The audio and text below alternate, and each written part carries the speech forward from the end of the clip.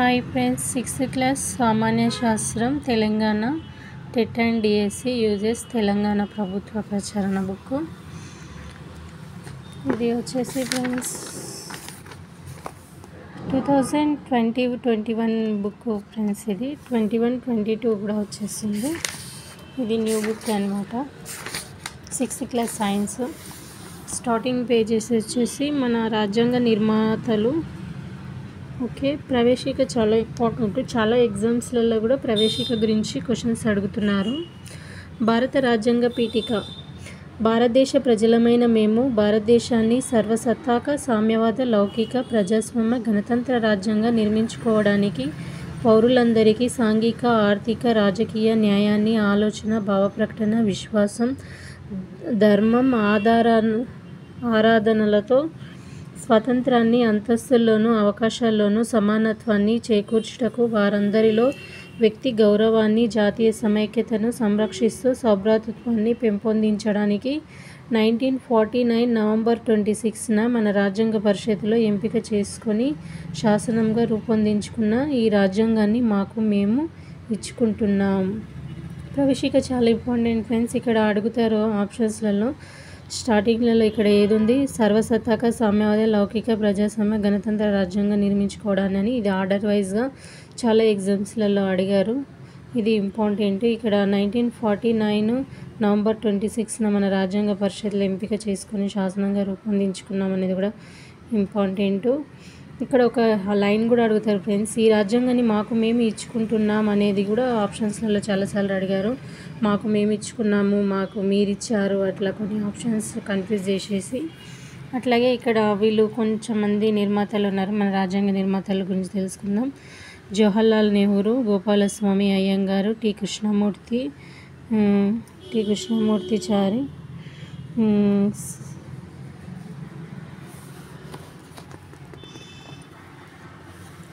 Doctor BR Ambedkar, Abul Kalam Azad, Tej Bahadur Shastri, ఇక్కడ Rajagopalachari, doctor Babu Rajendra Prasad, Sarvepalli Radhakrishnan, KM Munshi, Sardar Vallabhbhai Patel, TT Krishnamachari. Hi friends, ఇక్కడ విద్యా ప్రమాణాలు కూడా చాలా ఇంపార్టెంట్ ఫ్రెండ్స్. మనం చాలా అన్నీ తెలుసుకుంటాం కానీ విద్యా ప్రమాణాల గురించి పట్టించుకోము. ప్రతి ఎగ్జామ్లో ఒక క్వశ్చన్ విద్యా ప్రమాణాల గురించి వస్తుంది. అది ఎటు నుంచి చదివినా అర్థం కాదు, ఈ టెక్స్ట్ బుక్లోనే ఉంటుంది. విషయ అవగాహన అన్నప్పుడు పాఠ్యాంశాల భావన అర్థం చేసుకొని సొంతంగా వివరించడం, ఉదాహరణలు ఇవ్వడం, పోలికలు భేదాలు చెప్పడం, కారణాలు వివరించడం, విధానాలను విశదీకరించగలుగుతారు, మానసిక చిత్రాలను ఏర్పరచుకోగలుగుతారు. వీటన్నింటికి విషయ అవగాహనకు సంబంధించింది. వీటిలో ఏదో ఒకటి ఇస్తాడు. అది కింద ఆప్షన్స్లలో విషయ అవగాహన, ప్రశ్నించడము, ప్రయోగాలు, క్షేత్ర పరిశీలన, సమాచార నైపుణ్యం అని 4 ఆప్షన్స్ ఇస్తాడు. ఇక్కడ ఉదాహరణలు ఇవ్వడము అనేది ఏది అని చెప్పేసి అట్లా ఎగ్జామ్లో అడుగుతున్నాడు చాలాసార్లు. ప్రశ్నించడం, ప్రకల్పన చేయడం, విషయాన్ని అర్థం చేసుకోవడానికి, భావనకు సంబంధించిన సందేహాలను నివృత్తి చేసుకోవడానికి, చర్చలను ప్రారంభించడానికి పిల్లలు ప్రశ్నించగలుగుతారు. ఒక అంశానికి చెందిన ఫలితాన్ని సహేతుక కారణాలతో ఊహించగలుగుతారు. ప్రయోగ ఫలితాలు ఊహించగలుగుతారు. ఊహించడము, ప్రశ్నించడము, ఇవన్నీ ప్రశ్నించడం, ప్రకల్పనలు చేయడం దాని కిందికి వస్తాయి ఫ్రెండ్స్. ఇంకొకటి ఏంటంటే ప్రయోగాలు, క్షేత్ర పరిశీలనలు.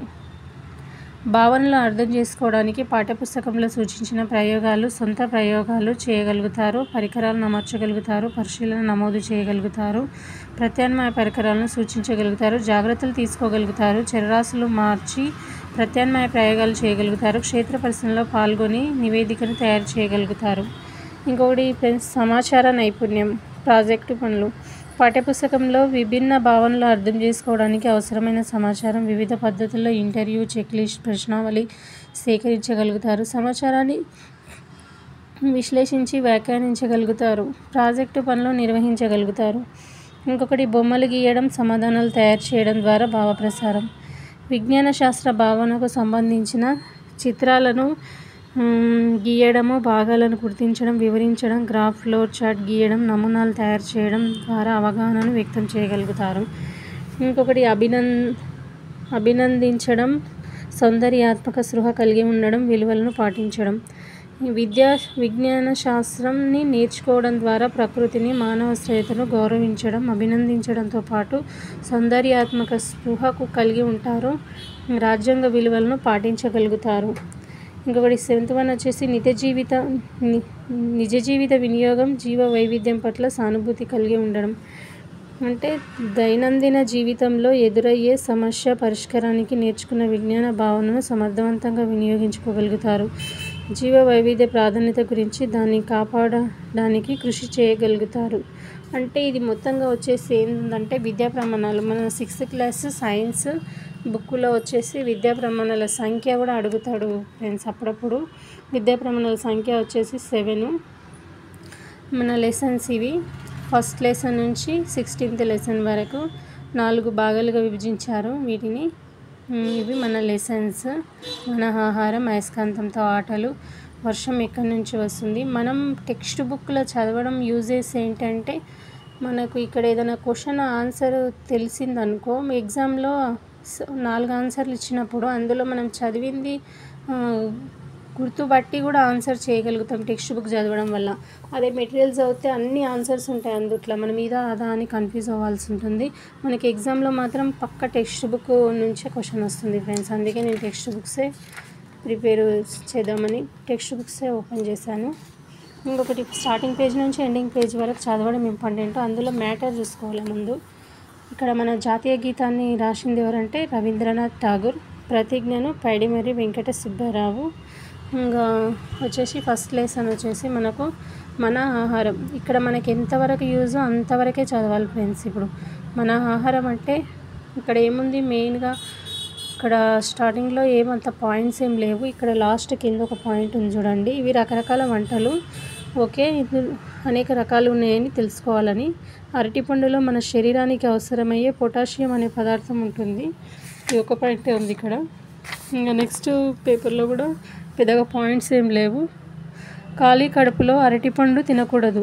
దానిలో ఉండే చక్కెర ప్రభావాన్ని తగ్గించుకోవడానికి ఏదైనా మాంసకృత్తుల పదార్థాలతో కలిపి తినాలి.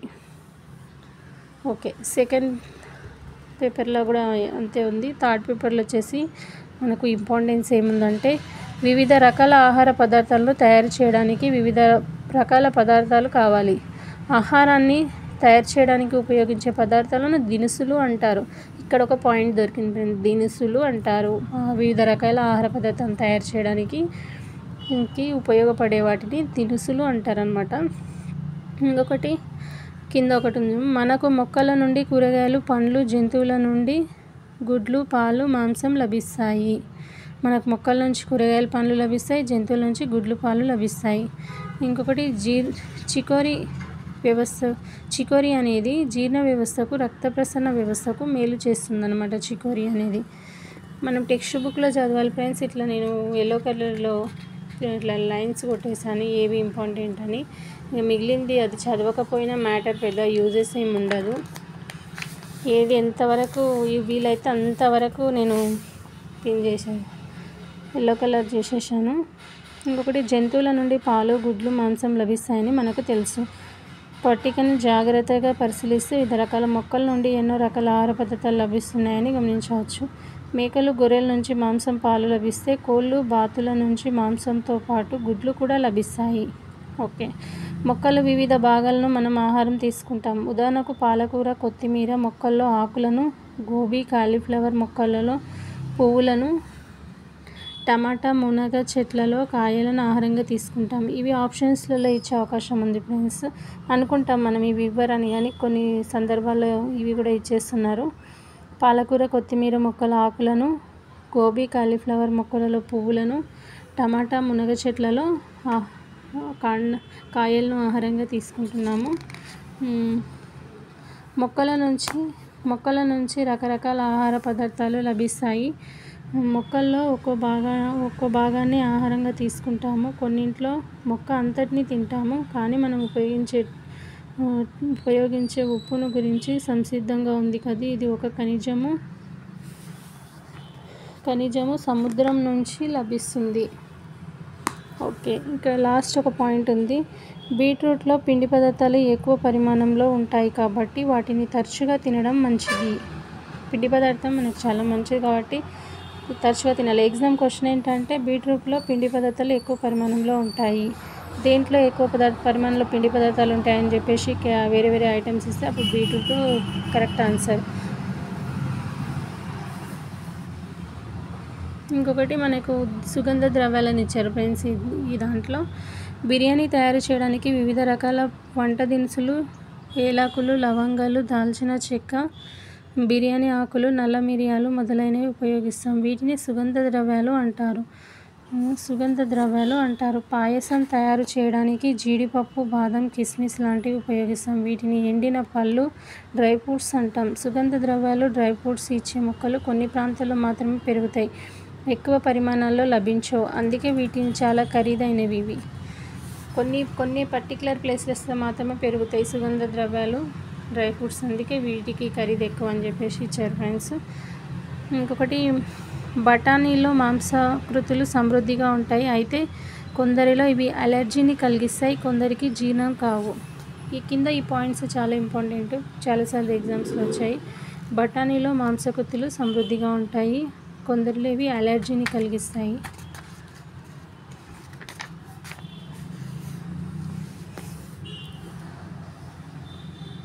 మొక్కల్లో వివిధ భాగాలను మనం ఆహారంగా ఉపయోగిస్తాం. ఆకులు, వేళ్ళు, విత్తనాలు, పండ్లు విరివిగా ఉపయోగిస్తాం. కాండాలు, పువ్వులు అంతా ఎక్కువగా ఉపయోగించాము.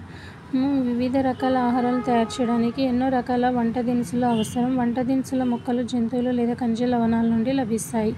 ఇక్కడ ఒక పాయింట్ ఉంది చూడండి, వంట దినుసులు మొక్కలు జంతువులు లేదా ఖనిజ లవణాల నుండి లభిస్తాయి. ఆహారం తయారీలో కొన్నింటిని ఎక్కువగా ఉపయోగిస్తే మరికొన్నింటిని తక్కువ పరిమాణంలో ఉపయోగిస్తాము. ఒక ప్రాంతంలో నివసించే మనుషుల ఆహారపు అలవాట్లు దాదాపు ఒకే విధంగా ఉంటాయి. ఇది ఆప్షన్స్లలో ఇచ్చే అవకాశం ఉంది ఫ్రెండ్స్. ఒక ప్రాంతంలో నివసించే మనుషుల ఆహారపు అలవాట్లు దాదాపు ఒకే విధంగా ఉంటాయా, వేరుగా ఉంటాయా, ఇలా ఉంటాయి, దానికి మనం ఒకే విధంగా అని పెట్టేసేయాలి. మన రాష్ట్రం భౌగోళిక శీతోష్ణ స్థితులను వరి పండించడానికి ఎంతో అనుకూలంగా ఉండడం వలన మనం వరి ఎక్కువగా పండిస్తాం. రైతులు వివిధ రకాల పంటలు పండించినప్పటికీ మనం సాధారణంగా బియ్యాన్ని ప్రధాన ఆహారంగా ఉపయోగిస్తాం. ఎన్నో రకాల ఆహార పదార్థాలు బియ్యంతో తయారవుతాయి. గోధుమలు కానీ జొన్నలతో కానీ చూస్తే బియ్యపు ఉత్పత్తులు మనం ఎక్కువగా తింటాము. కానీ రాజస్థాన్లో వరి కంటే ఎక్కువ మొక్కజొన్నలు, సజ్జలు, గోధుమలు ఉత్పత్తి అవుతాయి. అందుకే రాజస్థాన్లో అన్నం బదులు చపాతీలు, రొట్టెలు ప్రధానమైన ఆహారంగా ఉపయోగిస్తారు. ఇవి ఎగ్జామ్లో చాలాసార్లు వచ్చింది ఫ్రెండ్స్. ఈ పారాగ్రాఫ్ చాలా ఇంపార్టెంట్. గోధుమలతో కానీ జొన్నలతో కానీ చూస్తే బియ్యపు ఉత్పత్తులు మనం ఎక్కువగా తింటాం మన దగ్గర. కానీ రాజస్థాన్లో మాత్రం వరి కంటే ఎక్కువగా మొక్కజొన్నలు, సజ్జలు, గోధుమలు ఉత్పత్తి అవుతాయి. అందుకే రాజస్థాన్లో ఏం చేస్తారంటే అన్నంకి బదులు చపాతీ, రొట్టెలను ప్రధానమైన ఆహారంగా ఉపయోగిస్తారు. మనం ఇక్కడ ప్రధాన ఆహారంలో అన్నంని వాడతాం, అక్కడనేమో చపాతీలు వాడతారు ఫ్రెండ్స్ రాజస్థాన్లో. వండడానికి బియ్యం ఉడికిస్తారు. ఇడ్లీ తయారు చేయడానికి అన్నం వండడానికి బియ్యాన్ని ఉడికిస్తారు. ఇడ్లీ తయారు చేయడానికి మినపపిండిని బియ్యం రవ్వతో కలిపి పులియబెట్టి తర్వాత ఆవిరి మీద ఉడికిస్తారు. నూనెలలో వేయించి బంగాళాదుంప చిప్స్ తయారు చేస్తారు ఫ్రెండ్స్. ఇవి చిన్న క్వశ్చన్సే కానీ అడిగే అవకాశం ఉంటుంది. మనం టెక్స్ట్ బుక్లో ఉన్న ప్రతి ఇంపార్టెంట్ పాయింట్ని క్యాచ్ చేసుకోవాలి. టెక్స్ట్ బుక్ తప్ప వేరే ఏం చదవద్దు. టెక్స్ట్ బుక్ చాలా చిన్నగా ఉంటుంది, చాలా పెద్దది అనుకుంటాం, కానీ ఇలా పాయింట్ వైజ్గా చేసుకుంటే టెక్స్ట్ బుక్కే చాలా చిన్నగా కనిపిస్తుంది మనకి. ఇది తొందరగా చదివేయచ్చు మెటీరియల్స్ కంటే. ఓకే,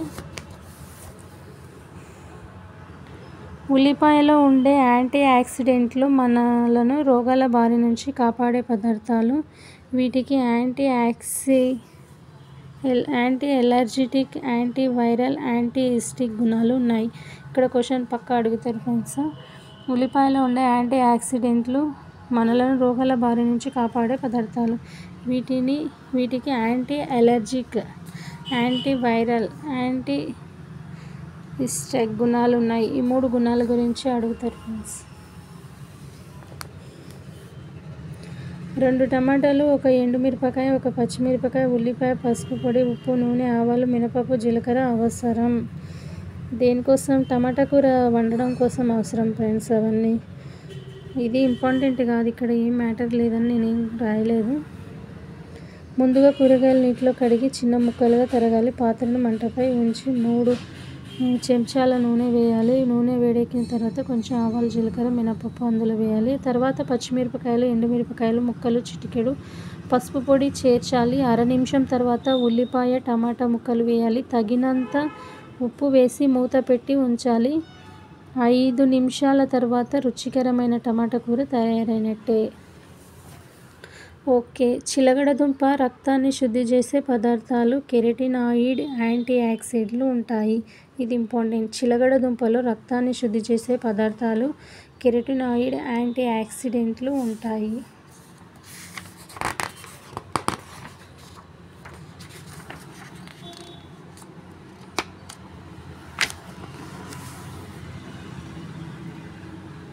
కొన్ని ఆహార పదార్థాలు ఉప్పు పూసి ఎండబెట్టడం వల్ల ఎక్కువ రోజులు నిల్వ ఉంటాయి. అవసరమైనప్పుడు వీటిని వినియోగించుకోవచ్చు. కొన్ని ప్రాంతాల్లో చేపలు ఎండబెట్టి నిల్వ చేస్తారు. కూరగాయలు, మాంసం కూడా ఎండబెట్టడం ద్వారా మరియు పచ్చళ్ళను చేసి నిల్వ చేస్తారు. ఓకే, అర్థం కానిది ఏం లేదు అందులో. పచ్చళ్ళు నిల్వ చేయడానికి ఉప్పు, కారం, నూనె, పసుపు పొడి ఉపయోగిస్తారు. తీర ప్రాంతాల్లో చేపలు నిల్వ చేయడానికి వాటికి పొగపెట్టే దృశ్యాలు సర్వసాధారణం. ఇది ఎగ్జామ్స్లో అడిగారు. బట్ చేపలను తీర ప్రాంతాల్లో నిల్వ చేయడానికి వాటికి పొగపెట్టే దృశ్యాలు సర్వసాధారణమని. పొగపెట్టే విధానం తంపట వేయడం గురించి సమాచారాన్ని సేకరించమన్నారు. తంపటం అంటే ఏంటో తెలుసుకోవాలి. ఇక్కడ చక్కెర పాకం తేనెను పండ్లను నిల్వ చేసే పదార్థాలుగా ఉపయోగించి అందుకు తరచుగా పండ్లను చక్కెర పాకం లేదా తేనెలో నిల్వ చేస్తారు. పండ్లను జామ్ లేదా పండ్ల రసాలు మార్చి నిల్వ చేస్తారు. ఓకే, చక్కెర పాకం తేనెను పండ్లను నిల్వ చేసే పదార్థాలను ఉపయోగిస్తారు. అందుకే తరచుగా పండ్లను చక్కెర పాకం లేదా తేనెలో నిల్వ చేస్తారు. పండ్లను జామ్ లేదా పండ్ల రసాలుగా మార్చి నిల్వ చేస్తారన్నమాట. టమాటాలో విటమిన్ సి అనే పదార్థం ఉంటుంది. విత్తనాల చుట్టూ ఉండే గుజ్జుతో అధికంగా ఉంటుంది. ఇది రోగనిరోధక శక్తిని కలిగిస్తుంది. ఇది మొన్న 2024 టెట్ 2లా వచ్చింది ఫ్రెండ్స్. ఇది రోగనిరోధక శక్తిని ఏ విటమిన్ అని వచ్చింది? C vitamin. ఇది టమాటాలోనే ఉంటుంది. టమాటాలో విటమిన్ సి అనే పదార్థము ఉంటుంది. విత్తనాల చుట్టూ ఉండే గుజ్జును అధికంగా ఉంటుంది. ఇది రోగనిరోధక శక్తిని కలిగిస్తుంది. ఎగ్జామ్లో ఏమని అంటే ఏ విటమిన్ వల్ల రోగనిరోధక శక్తి కలిగిస్తుంది అని చెప్పేసి ADEKC అని ఇచ్చారు ఫ్రెండ్స్. అది సి విటమిన్. ఇది ఇక్కడ నుంచే తీసుకున్నారు దాన్ని. మనం ఇక్కడ చదువుకున్నట్టయితే మనకు అక్కడ అది అర్థమైపోతుంది. పండ్లు, కూరగాయలు ఉపయోగించి వివిధ ఆకారాలు తయారు చేయడం ఒక కళ. కొంతమంది కూరగాయలను ఉపయోగించి వివిధ రకాల ఆకారాలు, డిజైన్లతో అందంగా అలంకరిస్తారు. దీన్నే వెజిటేబుల్ క్వారింగ్ అంటారు. మీకు అందుబాటులో ఉన్న కూరగాయలతో బొమ్మలను తయారు చేయండి. ఇది కూడా అడుగుతారు ఫ్రెండ్స్.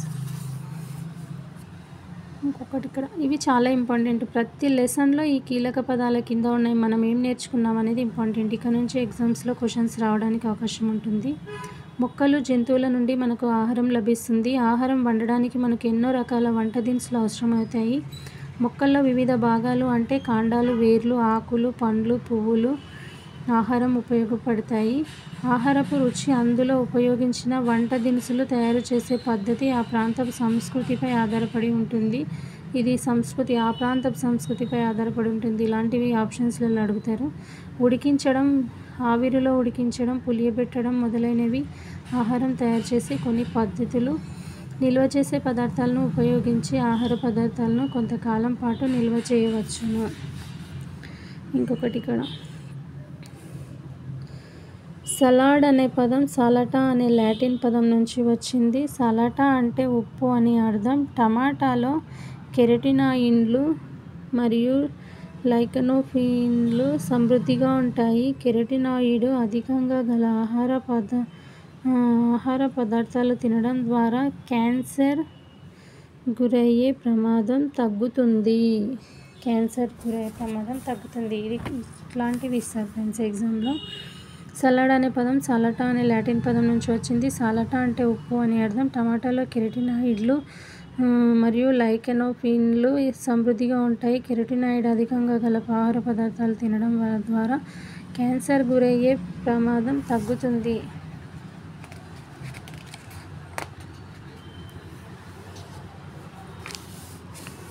ఇక్కడ ఏం లేవు ఫ్రెండ్స్, అన్ని ఆప్షన్స్ కూడా ఏం లేవు, అవి చదువుకోవాల్సినవి.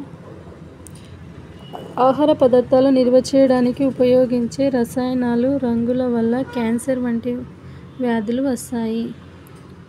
ఆహార పదార్థాలను నిల్వ చేయడానికి ఉపయోగించే రసాయనాలు, రంగుల వల్ల క్యాన్సర్ వంటి వ్యాధులు వస్తాయి.